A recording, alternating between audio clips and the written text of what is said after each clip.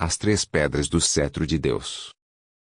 Saberás, pois, que o Senhor teu Deus, Ele é Deus, o Deus fiel, que guarda a aliança e a misericórdia até 1000 gerações aos que o amam e guardam os seus mandamentos. Deuteronômio 7:9. Aquilo que diferencia Deus dos falsos deuses, e aquilo que o distingue superiormente das suas criaturas, numa perspectiva mais específica, são as três virtudes excelsas do seu domínio: fidelidade, justiça e verdade, pelas quais ele é santo e se santifica. A santidade é um atributo supremo de Deus, aquilo que designa e dignifica o Todo-Poderoso, sendo ele o Deus único e verdadeiro. Não são primeiramente os seus atributos de poder, como a onipotência, onisciência e onipresença, ainda que estes atributos também pertençam somente a ele e sejam exclusivos da sua pessoa. Aquilo que o magnifica são as suas incomparáveis qualidades morais. O Senhor é o Pai Supremo da eternidade e dos universos, o Criador da luz, o dono de todo poder e único Salvador, que nos salva em seu Filho.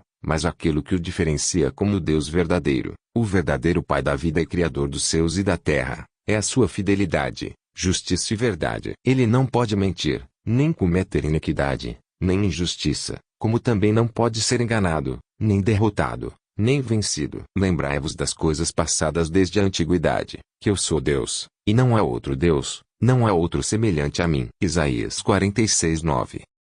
A fidelidade de Deus é aquilo que o glorifica sobre os falsos deuses feitos por mãos de homens. A justiça é a força do poder de Deus, e a verdade é o seu domínio supremo, a existência da sua própria pessoa e a razão de tudo o que existe. Estes três atributos, considerados em sua divindade, sabedoria e poder, são as três pedras do seu cetro de domínio, pelo qual governa desde os céus e sobre todos os reinos existenciais da criação, e o fazem único, exclusivo e incomparável, digno de ser crido, reconhecido e adorado como um único Deus verdadeiro, o santo e fiel magnífico, ainda que estes três atributos também devam existir em todos aqueles que são seus filhos e lhe pertencem. Estes três atributos podem ser perfeitamente traduzidos como se estivessem dentro da equidade, que é a igualdade de acordo com a justiça. O teu trono, ó Deus, é eterno e perpétuo, o cetro do teu reino é um cetro de equidade. Salmos 45:6. Você deve saber que Deus é todo-poderoso,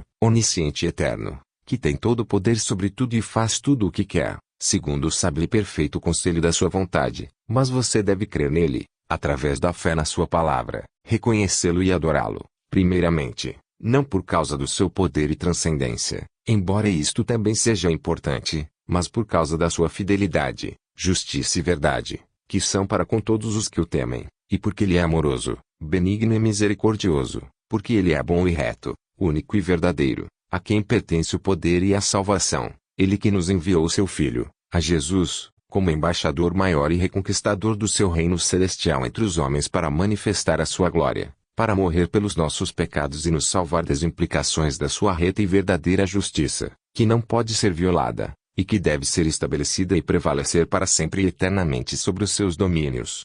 O temor do Senhor é limpo, e permanece eternamente. Os juízos do Senhor são verdadeiros e justos juntamente. Salmos 19:9. Ele domina eternamente pelo seu poder, mas a base do poder do seu domínio são a justiça e o juízo, de maneira que o seu reino, o seu governo e o seu domínio subsistem e são cheios de paz pela prevalência da justiça, e pela execução dos seus justos juízos. Se o Senhor dominasse apenas por poder, e não fosse justo, então a tirania, o caos e a destruição iriam reinar nos universos e na criação. Mas ele estabeleceu o seu trono sobre a justiça e o juízo, e a equidade no seu cetro de domínio, estabelecendo leis justas e verdadeiras, pelos quais a harmonia, a paz e a felicidade reinam sobre a eternidade e todos os mundos sujeitos debaixo das suas mãos. Deus é dono de todo poder, força e sabedoria, mas ele é digno de ser reconhecido, louvado e adorado, em primeiro lugar, porque ele é bom, porque a sua benignidade dura para sempre. Salmos 118:29. Justiça e juízo são a base do teu trono, misericórdia e verdade irão adiante do teu rosto. Salmos 89:14. Quando este mundo foi criado, o cetro do reino de Deus estava sobre ele, e Adão foi nomeado como o príncipe e administrador da terra e de toda a humanidade. A justiça e o juízo, no princípio, foram instituídos sobre este mundo, estabelecidos para que a harmonia, a felicidade e a paz reinassem aqui para sempre. Deus queria que Adão o reconhecesse pela sua fidelidade, justiça e verdade, pela sua bondade e amor totalmente livres que ele tinha por ele. O sofrimento, a destruição e a morte entraram neste mundo, no princípio, por causa do pecado do primeiro homem, e o reino de Deus se retirou, num plano imediato, de sobre a terra. O reino do inimigo de Deus, o querubim caído, que entrou legalmente no mundo por causa do pecado, não é um reino de justiça, nem de juízo e nem de verdade. O inimigo possui um poder assombroso, mas ele é traiçoeiro, homicida e déspota, e não tem fidelidade, nem justiça e nem verdade. Antes de tudo o domínio da terra havia sido dado ao homem. E Deus os abençoou, e Deus lhes disse, frutificai e multiplicai-vos, e enchei a terra, e sujeitai-a, e dominai sobre os peixes do mar e sobre as aves dos céus, e sobre todo o animal que se move sobre a terra. Gênesis 1:28. Em sua palavra, e em todas as obras da criação, Deus demonstra claramente o seu poder soberano, mas aquilo que o distingue como Deus, o único e verdadeiro, é o seu caráter incomparável e as santas virtudes do seu coração. Ele é amoroso, misericordioso e piedoso, fiel, justo e verdadeiro, e é isto que o eleva e o engrandece diante de todas as falsas crenças, falsas teorias de homens e de falsos deuses, imagens mortas de ouro, pedra e madeira, criados pelas mãos de homens, que não podem falar, ver ou ouvir, nem andar, nem salvar aqueles que a eles se prostram. A diferença entre o Senhor e a mentira dos homens é que ele é o Deus vivo, o Deus que vê, fiel e todo-poderoso, que ouve a oração dos justos, dos pobres, dos aflitos e de todos aqueles que nele se refugiam, através da fé, poderoso para libertar e salvar aos que invocam o seu nome e nele confiam, segundo as suas muito grandes e fiéis promessas. Ninguém é semelhante ao Altíssimo, nem nos céus e nem debaixo de todos os céus, nem que supere o esplendor da sua glória e luz, nem que engane a sua sabedoria onisciente, nem que possa se levantar diante do temor da sua majestade, nem se exaltar perante a sua face, nem ninguém que possa se rebelar e escapar do seu domínio e das suas mãos onipotentes. E disse, ó Senhor Deus de Israel, não há Deus semelhante a ti, nem nos céus nem na terra, que guardas a aliança e a beneficência aos teus servos que caminham perante ti de todo o seu coração. 2 Crônicas 6:14. Todo o plano de Deus, desde o Antigo Testamento, desde a profecia da salvação do mundo, ainda no Jardim do Éden, passando pela instituição do governo humano depois de Noé, o chamado e aliança de Abraão, a libertação e instituição do povo de Israel, os reinos de Israel, as provas, as intervenções de livramento, os juízos e as disciplinas sobre o povo escolhido, o ministério dos profetas, o cativeiro e o regresso à Terra Santa, em todas as grandes obras, atos de justiça e operações de juízo que ele executou em seu povo e em todo o mundo através dos séculos, ele estava fazendo tudo para manifestar a sua fidelidade, a sua justiça e a sua verdade, pelo seu eterno poder, tendo em vista a vinda de seu Filho, pelo qual Israel e todas as famílias da terra seriam salvos.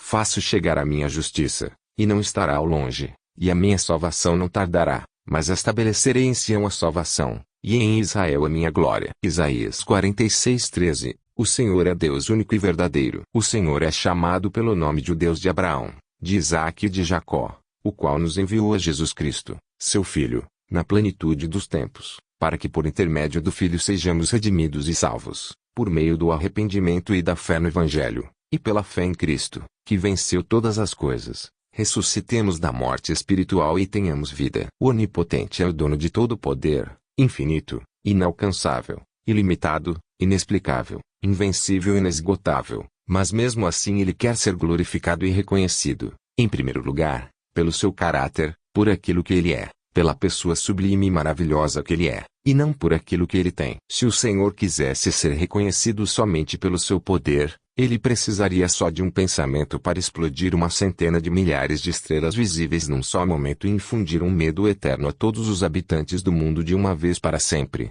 Mas isto aniquilaria a fé e o livre reconhecimento da sua dignidade de ser aceito e adorado como um Deus fiel e justo. Por isto ele intervém sobre o seu povo, para com Israel e com a igreja, e envia os seus ministros, os profetas e mensageiros, e contende em juízo com o coração do seu povo, como que suplicando e insistindo com a sua palavra para que abram os olhos e se arrependam, advertindo e demonstrando os seus justos juízos e leis que sobrevêm aos que não se arrependem, mesmo que sejam o seu povo, para que o seu povo se converta dos maus caminhos, da idolatria e da desobediência, se voltem para a luz e sejam salvos, reconhecendo-o por amor, para por fim não caírem nos terríveis julgamentos decorrentes da sua reta justiça, como muitas vezes aconteceu com Israel no passado.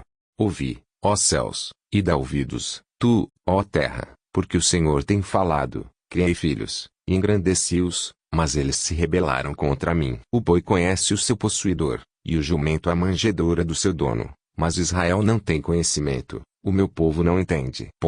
Lavai-vos, purificai-vos, tirai a maldade de vossos atos de diante dos meus olhos, cessai de fazer mal.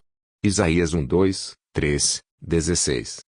O Todo-Poderoso opera sobre a terra, desde Adão, desde Israel e também depois da primeira vinda de Cristo ao mundo, e depois da instituição da Igreja, até o fim dos tempos. Ele opera de maneira a demonstrar, em primeiro lugar, antes mesmo do seu poder, o seu caráter único e incomparável, digno, maravilhoso, amoroso, íntegro e fiel, as suas leis justas, os seus juízos verdadeiros, os seus poderosíssimos atos de salvação, o seu braço de guerra libertador que não pode ser vencido, o seu reino de justiça e o seu coração benigno e perdoador, que se esforça antes para perdoar do que para condenar, na medida de todas as possibilidades. Todos aqueles que com um simples e submisso coração se disporem ao menos para olhar para ele e contemplar a verdade da sua fidelidade, justiça e verdade, as três pedras do seu cetro, que ele manifestou plenamente em Cristo, o Filho, que foi a manifestação suprema do seu caráter e da sua verdade, do seu eterno amor para com todos,